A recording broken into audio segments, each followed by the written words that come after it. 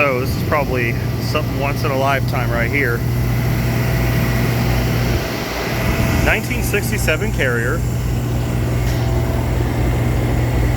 I don't know if you can see that. She uses R500. That is something you don't ever see anymore. Just changed the motor and blade on it. Rusted in half, the shaft. This one, I don't know how old it is, but it's still going. But it's not the original blade either.